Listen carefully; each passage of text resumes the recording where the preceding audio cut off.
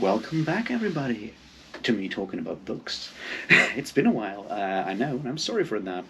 It's been a hard week on a lot of levels, and this is not yet another Malazan video. I hope I'll be ready to start Orbs at the Throne on Monday.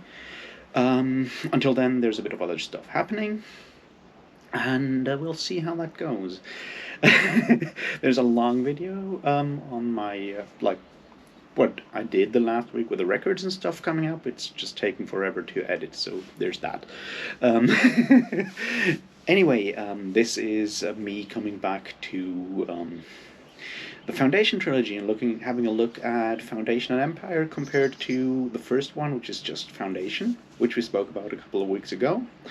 And I wanted to continue my reread of those original three books at least, to see how I react to the second one, which I had in better memory than the first one. See if that is still the case or not, because I'm a firm believer in rereading books from time to time, because we as readers grow. Our perception of books changes with the amount we have read, the kind of books we've read, also obviously the situation we find ourselves in our personal lives. So I figured going back and talking a bit about Foundation and Empire might be an interesting thing, while I'm still trying to regain my sanity and do the Malazan stuff as soon as possible, because I really want to finish it before the end of the year. Now let's see if we can get all of that done. Thanks for your patience with me being super slow with uploading stuff over the last week. As I said, it's been a rough week, and I'm not sure how far along my way back to sanity I am already. But anyway, let's start Foundation Empire, shall we? Cheers.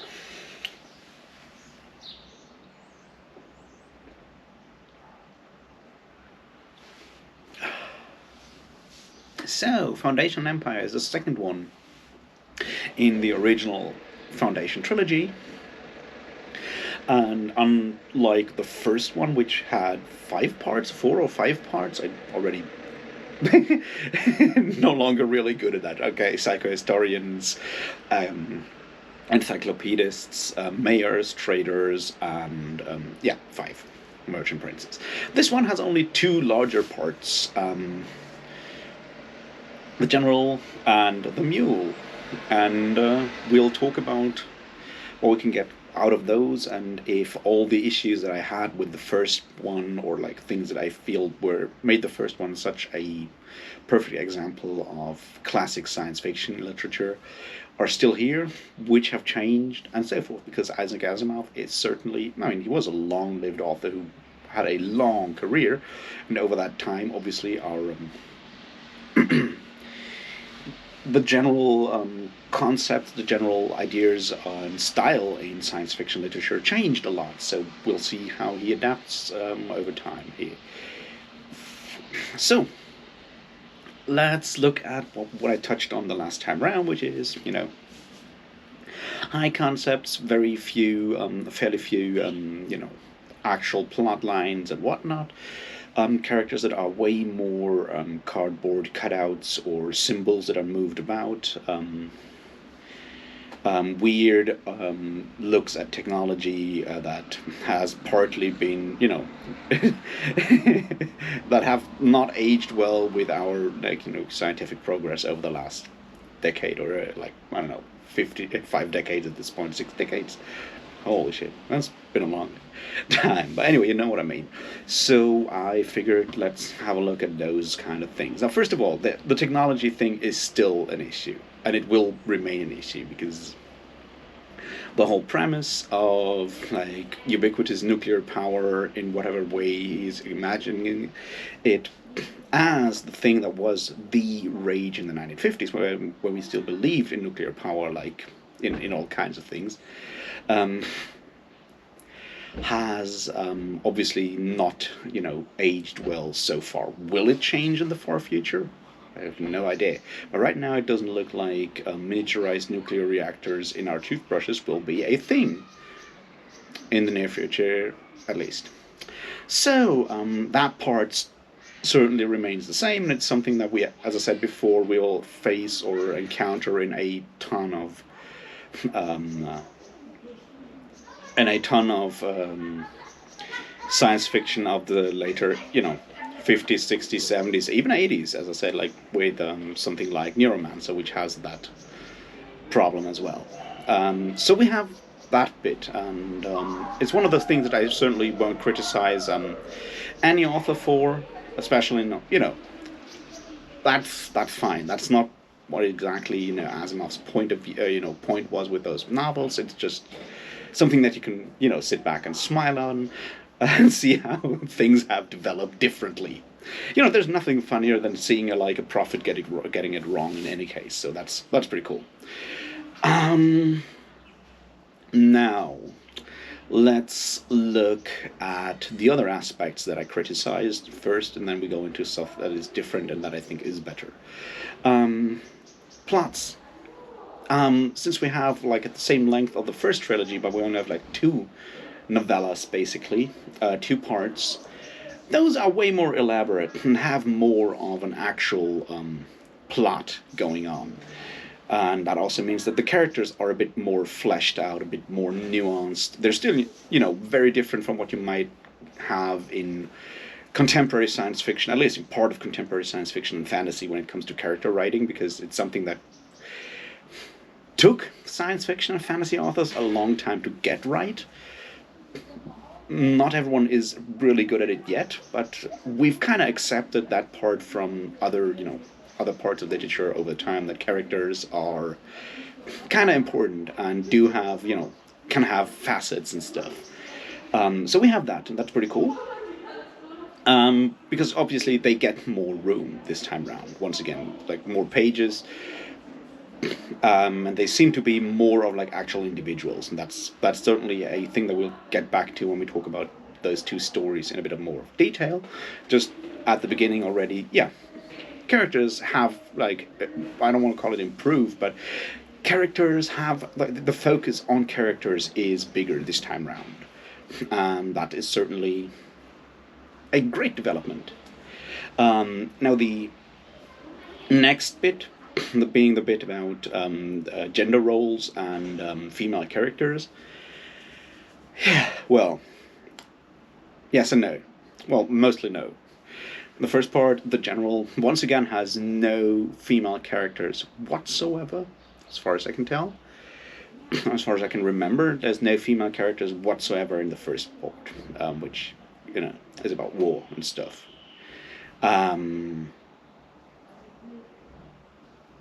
The other part is the Mule has a very prominent female character who is basically the main character, which obviously is a big change. Now we can talk about gender roles and how they express there, but, there is that. She's still sort of the only female character. I mean, there's one scene with other female characters, and that's it. Once again, so we're still very far away from anything resembling contemporary awareness of gender roles and representation. But it's a start, I would say. Certainly is a start. So that part has certainly changed a bit. What else did I criticize in the first one? Well, the reliance on capitalism has not really gone away, but things have certainly changed a bit there, because we're dealing with different aspects of, what makes, large systems rise or fall, which is still the main focus of this.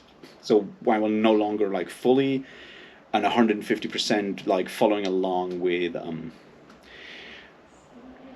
Edward Gibbon's Decline and Fall of the Roman Empire, which you still should go and read, we're certainly still having aspects in there, and it's this general idea of historiography or philosophy of history that we have going on here on a galactic scale in the science fiction in the future, which is that big question of what makes societies rise or fall or fail, that we're talking about here. So that obviously still remains, and we're looking at two aspects of it that are a bit more nuanced once again than the general way things were handled in those shorter novellas or parts of the first trilogy.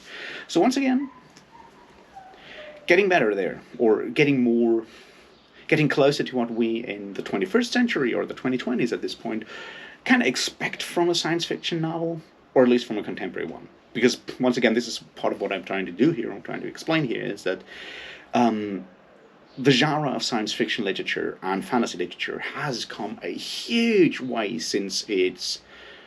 Well, I mean, there's always obviously stuff before, but I would say like the main development of science fiction and fantasy in the way we think of it today is something that starts more or less with the 20th century. Yes, I know there's stuff before that did Edward Well written before in the 19th century. There's a lot of stuff going on in the 19th century, even before that. I'm not going to argue about that, but I would say fantasy and science fiction literature as parts of the mainstream of commercial literature are a phenomenon that is largely developed during the 20th century, mostly through, magazines, pulp magazines and so forth, until the 1940s. And after World War II, we kind of have that slow switch to more novels and less pulp magazines, which may or may have something to do with the fact that pulp magazines lose a lot of market shares to the rise of comic books and graphic novels, well, mostly comic books, in the late 30s and mainly during the 40s and 50s. And fantasy and science fiction authors turning more and more towards longer forms of narratives and thus novels. Like, obviously, that's a very, very broad way of handling it, because you have your especially your science fiction magazines coming out all over the 60s and 70s, and the short story remains a major part of science fiction literature until, well, I would say technically until today, but not so much in, say, the less specialized parts of the public eye and readers. Like hardcore science fiction nerds obviously still go and buy magazines like Asimov's and whatnot to read the short stories in there. But the broader reading public, if it is interested in science fiction or fantastical literature, will certainly go for the novel at this point. The short story is very much something that happens at this point in what you might call the serious contemporary literature, where people write short stories and publish them as collections and whatnot, and deal with terribly boring subjects that are all very, very depressing. It has kind of moved away from, it is no longer the main focus of publishers, I would say, and thus of readers in the science fiction and fantastic literature, apart from like anthologies that are specifically created for that, purpose and edited for that kind of purpose. So we see that trend kind of also coming together in Foundation and Empire, with only two longer short stories that basically constitute what you might technically, I guess, call a novella each. And there is no, once again, no real continuity of characters in those two novellas. Well, obviously, the overall universe, like the Foundation universe, still happens, and we still have that stuff going on. And there's mention of previous characters, but there's no character that shows up in more than one of these, I guess. Well, technically there was continuity between, say, the encyclopedists and the mayors and the traders, but they still were individual stories. So there's that bit. What else did I criticize in the first one? Well, it is still kind of philosophical. We still have a lot of people debating general ideas of politics and philosophy and economy and whatnot that we have, or that we find a lot of in the first Foundation novel, well, collection or whatever you want to call it. But it is kind of moved further into the back with more like actual character development and stuff going on in those dialogues. Characters have actual personalities and whatnot, which is welcome. Another thing that is new is like, well, obviously what I said, like there was a lot of distance in the narration in Foundation. It is still there, but it has turned decidedly ironic, especially in the Mule storyline. It's already a bit there in the first one, the General. Is it called the General? I think it's called the General. You know what I mean? Not the first part of it, anyway. But there's a very like heavy bit of irony going on in that second one.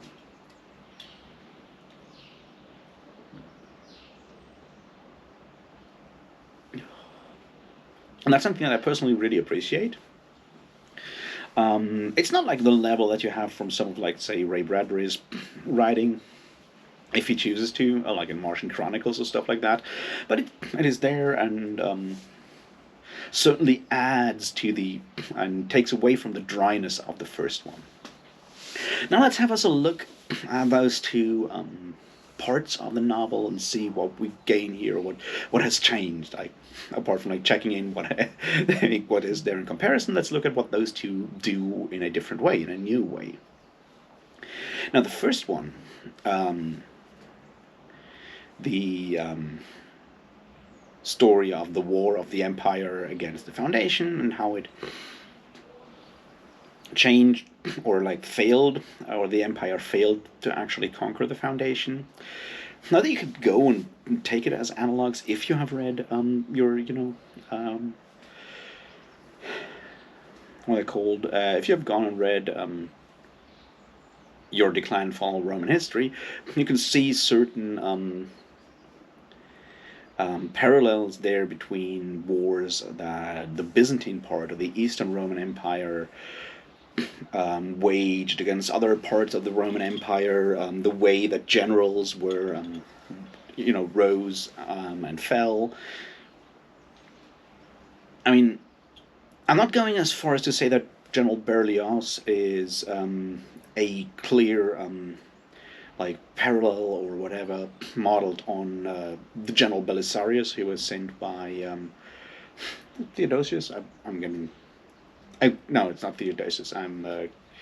Justinian is the emperor who sent Belisarius to Italy to conquer, to get back his part, and sent him to other parts of the empire as well. So we have that idea, and it is once again pretty close to what we have seen in the first one, where Asimov is trying to model large-scale historical movements. Now, that is an interesting aspect that we should talk about once we're done with Second Foundation, which I'll probably read sometime next week, and to have like a general discussion of the idea of broader historical movements, eras, and whatnot, and the inevitability of it or not.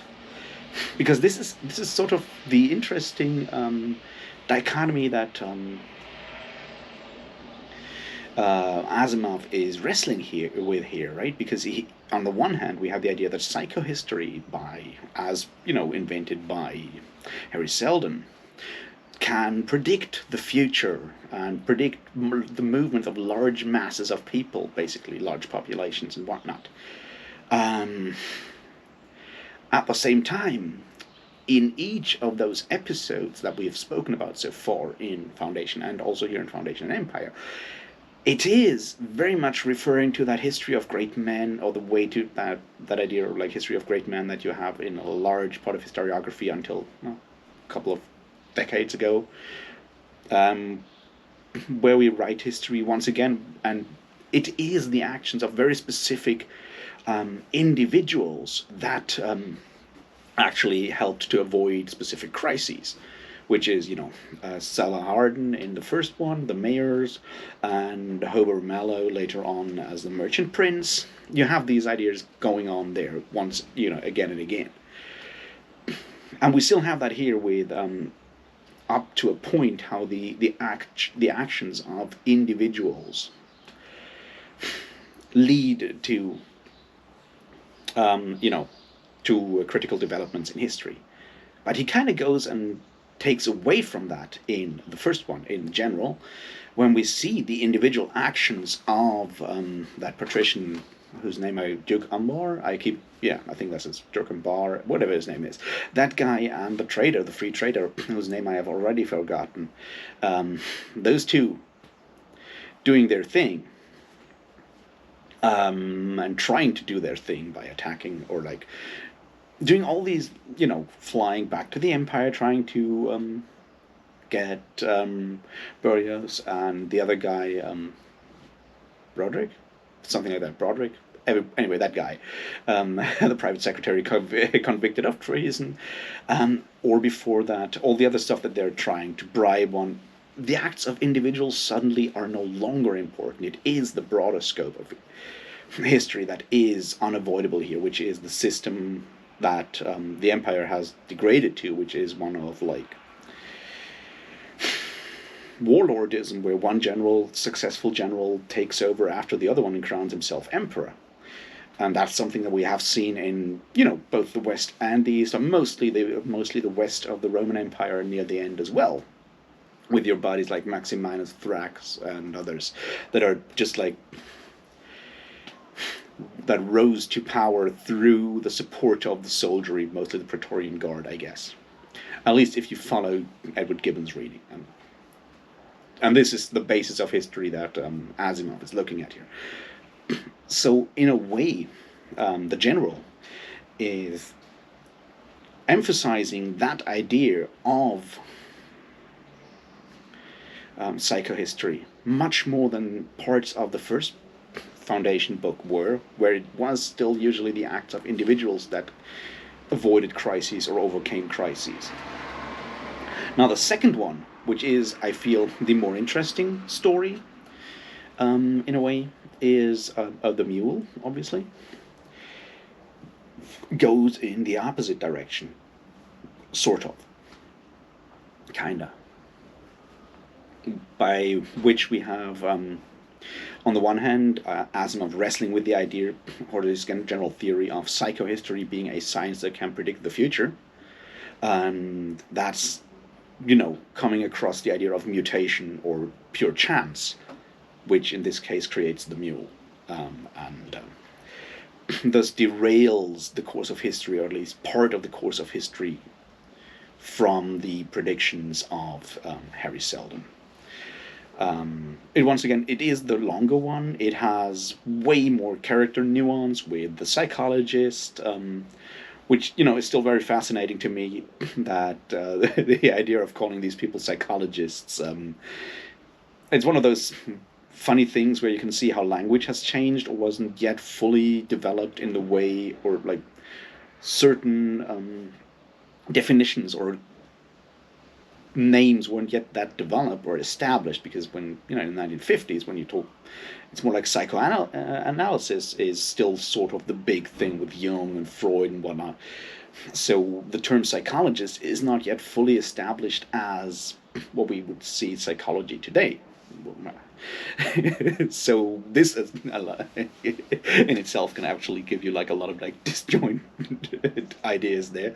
But once again, the guy is obviously a very funny character there. The current mayor, who inherited the job.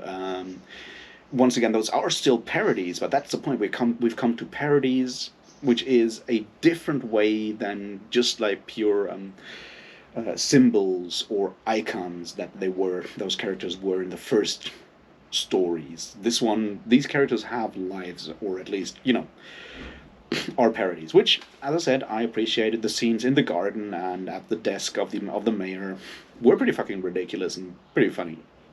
I like that.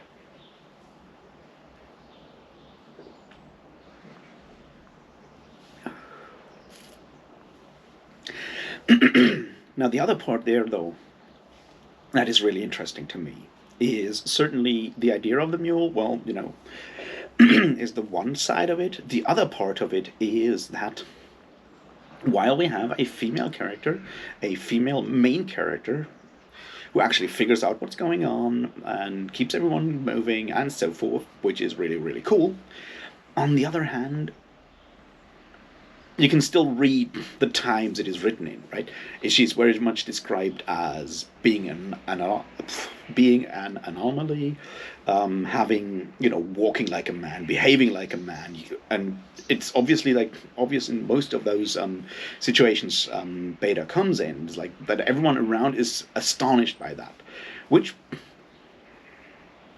once again, it is fucking ridiculous when you think about it. It's like, yeah, it's millennia in the future, and we still have clear-cut gender roles all over the place. And if one woman actually deigns to do something else, people will be annoyed and astonished and so forth. But, and this is the other side of it, her main power and the main thing that solves part of the problem or solves the plot is her feminine side, her emotional side, when she just accepts and has those warm, motherly feelings and whatnot. What you have, when I said it's a cliche, obviously, that reaches through her feminine side. She reaches the mule. So while we have a female character and a bit more of representation, and she does really cool stuff, it is still her essential femininity, or that solves the plot. So that problem still remains, but it is certainly a step forward here, and I'm not going to take that away from Isaac Asimov. I'm just saying, look at how it is portrayed still. We're still not there, but it is a small step forward.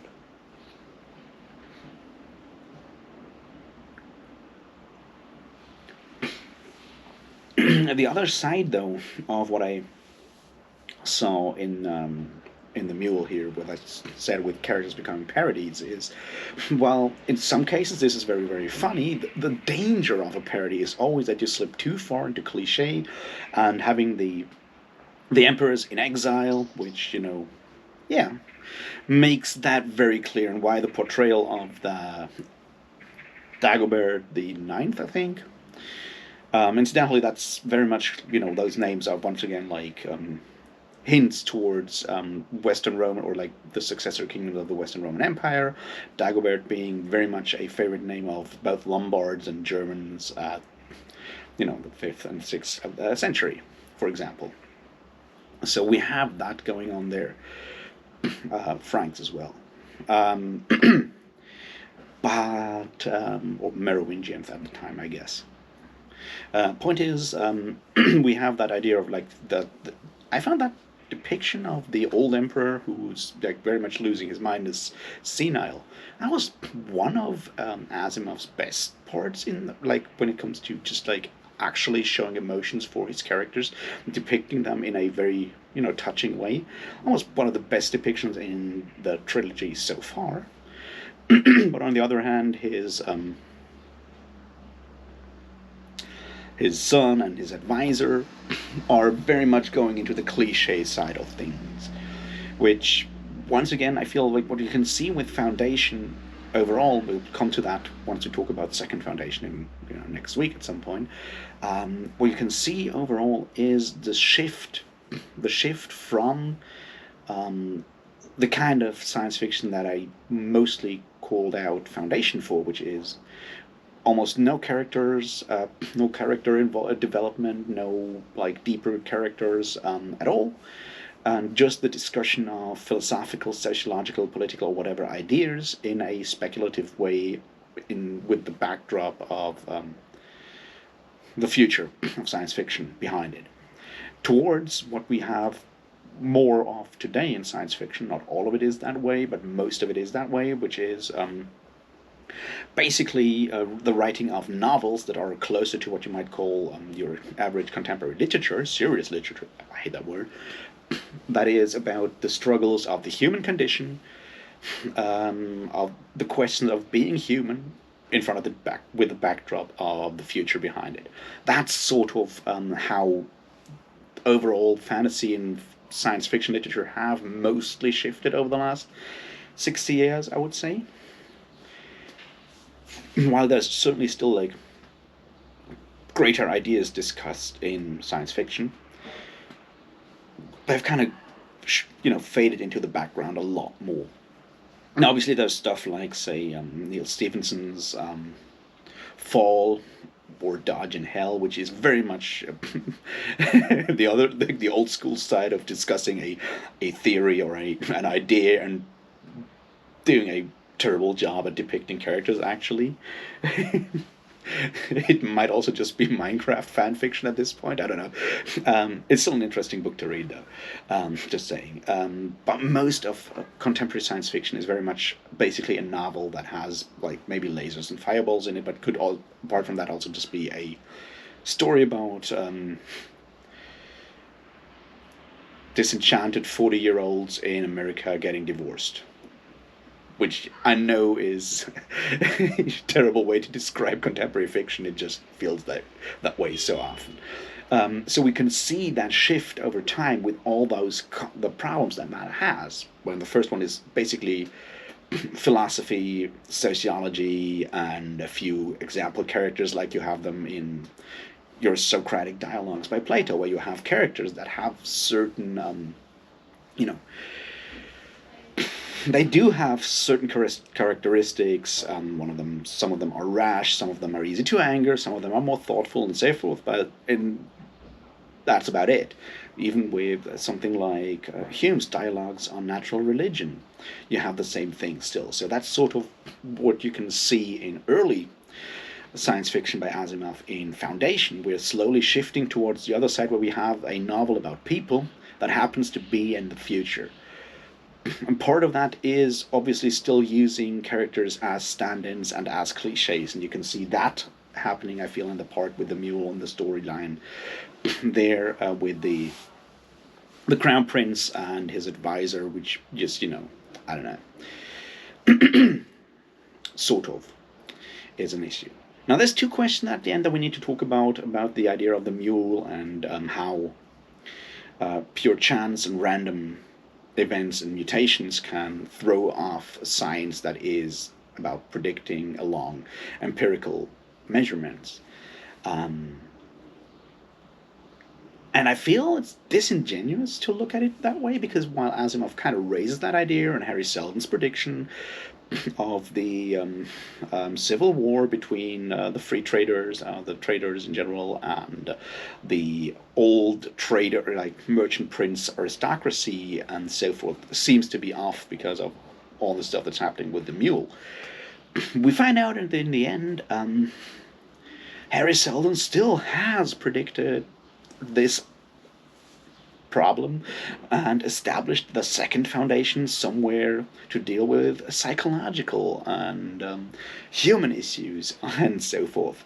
So at least at the end of the novel, we kind of left where we started out with. When I say novel, I mean obviously the Mule novella, basically. We're still left at that point where psychohistory can't be beaten, at least not the psychohistory of Harry Seldon,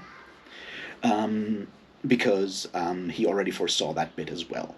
So we're basically stuck there. It's just that, which is, a neat trick that we already had before. It's like, we don't tell people what's going to happen because that will change the future. But the idea of like maybe random mutation can actually throw off the certain predictions and the predestination that is basically built in to that model of history that Isaac Asimov is looking at here. In the end, he kind of pulls like a double one out of there, and it's like, yeah, well, it's still predestined. I just figured that one out, and I just didn't tell you because, I couldn't tell you. So I feel that's a bit, I don't know, not too... In the end, it doesn't deliver on what it's setting out to do, because it shows that while the writer, Asimov in this case, seems to be willing to question his fundamental premise, in the end he doesn't.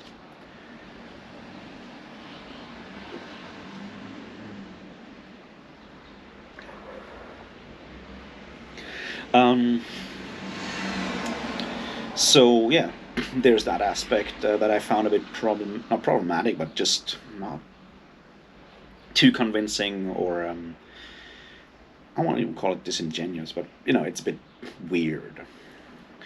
That's the one thing that I didn't really like about the mule part. The other part I feel is the idea of, I mean, the idea of like having trade aristocracy and moneyed aristocracy is something that you obviously have with the rise of capitalism or the all over the place, and those people becoming very complacent. Once again, also makes sense. Look at our world. Um, I just feel that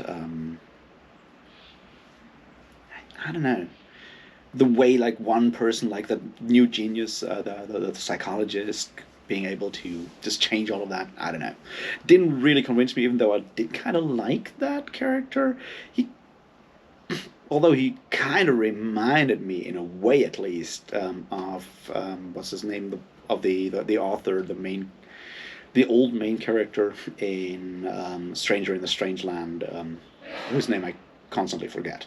Anyway, that's that part that I kind of struggled with a bit.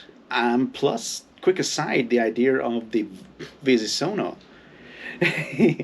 was very much, taken over and parodied, I feel, in Futurama when Fry tries to play that instrument to impress Leela in the episode where they go and where he eats the egg sandwich and gets the worms, which I feel in that regard, once again, the future, this book, very much is essential reading because a lot of the stuff that you see here then shows up in pop culture later on. So there's that bit, and the final thing, for something that like science fiction, or contemporary science fiction, but a lot of science fiction later on, is exploring the development of technology and actual science. That's not really happening in Foundation and Empire. It's so far in the future that basically all technology, while called atomic, could just be magic at this point. We don't get any like actual explanations there. So the science aspect of this form of science fiction is just the general idea that there is a fundamental science that will explain everything. And yeah, that's definitely the spirit of the 1950s in general, I feel. So it kind of makes sense, 50s and 60s. That kind of makes sense. Anyway, I had more fun rereading this one than I had with the original trilogy, not the original trilogy, with the original first novel, Foundation. And I'll talk about the last one next week. And then we'll have like maybe like a general look back at what the whole like original trilogy does and what it doesn't do, and we'll see how that works out. Anyway, have a great rest of the weekend, and I'll talk to you about something else tomorrow, I think. Until then, cheers.